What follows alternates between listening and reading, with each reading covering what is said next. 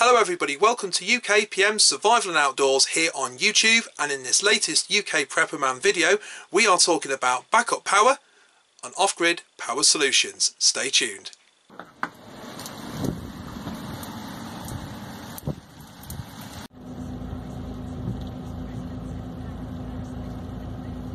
So here we are, and in the 21st century it's so easy just to put a plug into a wall socket, switch it on, instant power, happy days, no problem at all. But when you have power cuts or things like Storm Kira comes through, batters the country and wipes out a load of power, that you have a power loss, you then have a problem. Now these problems aren't going to be anywhere near the level that you get in the US. They have tornadoes, hurricanes, monster storms, you know, so on and so forth. You know, you're scaling that up, okay? As you think our problem's a problem, look at them. You know, they maybe need to do a lot more prep than what I'm going to talk about in this video. This video really is not about a complete, 100% off-grid, never use mains power again video, but it is about having that backup, because I do get a bit worried if there's a power cut.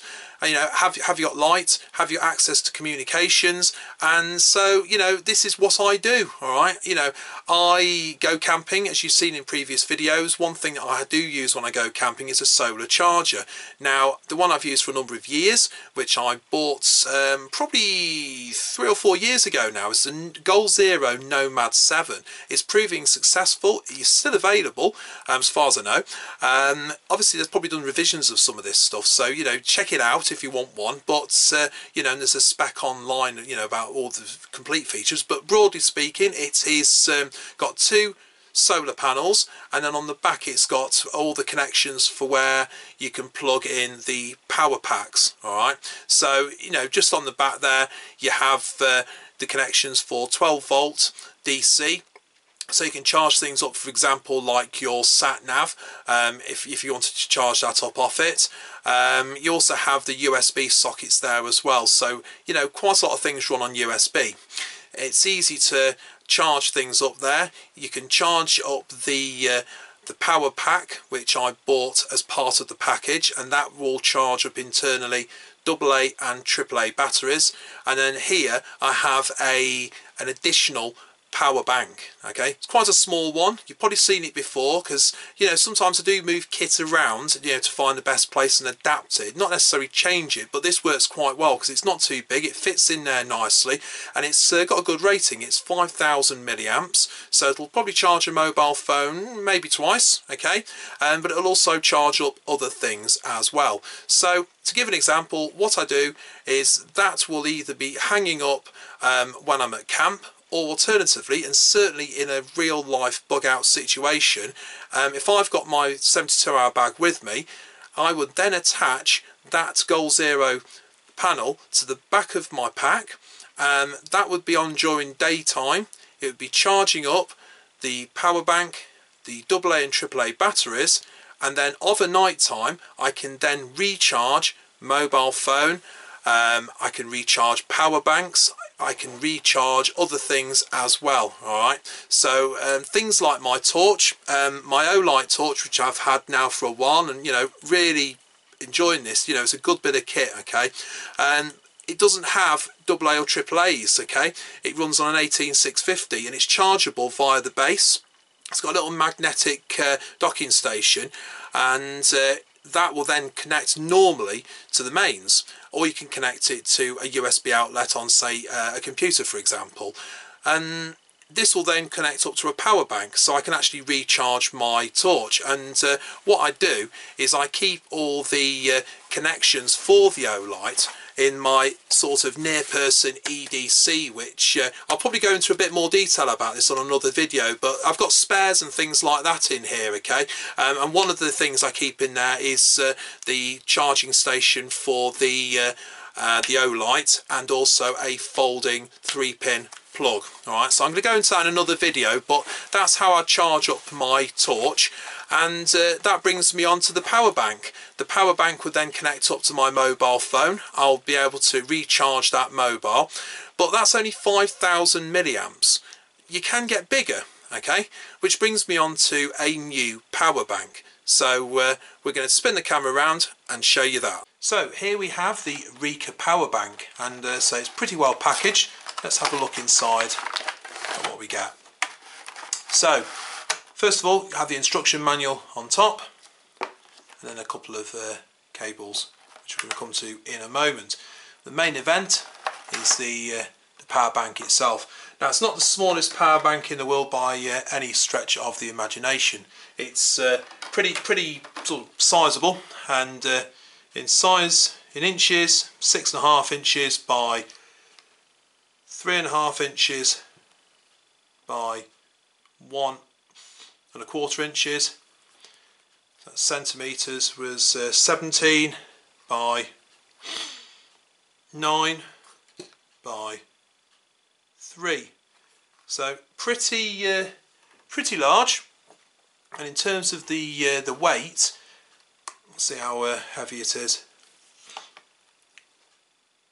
Well, that's 1 pound 3 ounces, which in grams 544 grams. So definitely not one for the lightweight backpackers maybe. But the point of this is to provide a solution in a situation where you have no power and you're reliant on storing power and replenishing that power because you haven't got access to mains. Alright, so that brings me on to the capacity.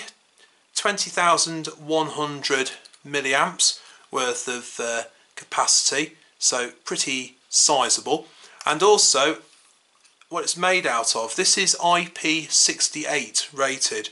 It's rubberized, everything's sealed to prevent water ingress, and obviously will prolong its life. It does have the little split key ring there if you wanted to hang it off something, I guess. That's a nice little feature. It has a torch, so you push and hold that top button there and the torch will come on. Obviously that will use up the charge, but as a redundancy it's ideal.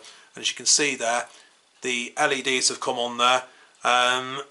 There's 4 LEDs. The first 3 are lit, so that indicates 75% charge, okay?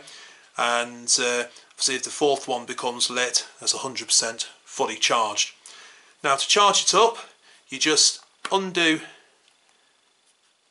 that gasket there, and you have your connectivity there. So you have the standard USBs, you also have the USB-Cs at the top there, and you got the fast charge option there as well. So they say it will charge the average smartphone 6 times. I suppose it depends on the battery capacity, but you can also charge laptops and anything else basically that connects via USB. So for example, my Olight torch will charge off this quite happily, along with anything else that is USB, so not just phones. Really good bit of kit there. The cables that come with it, as I say, you have 2 different options there, and of course you can use whatever cables you want. If you've got your own ones, longer ones, you can use those as well. But as I say, for a long-term solution, this is ideal, and hopefully it's going to serve me pretty well. And at the end of the day, it's 4 times the capacity of my existing power bank that you saw a few minutes ago. So that is the Rika rugged power bank. What I'll probably do is do a follow-up review a few weeks down the line and let you know how I'm getting on with it. But initial impressions from using it for a couple of weeks, you know, are pretty good. So it's available. I bought it in a well-known supermarket in the UK, a well-known German supermarket chain. If you go online and search for the brand as is there, and you'll find it no doubt in your chosen retailer. I think you can buy it online as well. So that is the Rika power bank. Normally that is down to weather.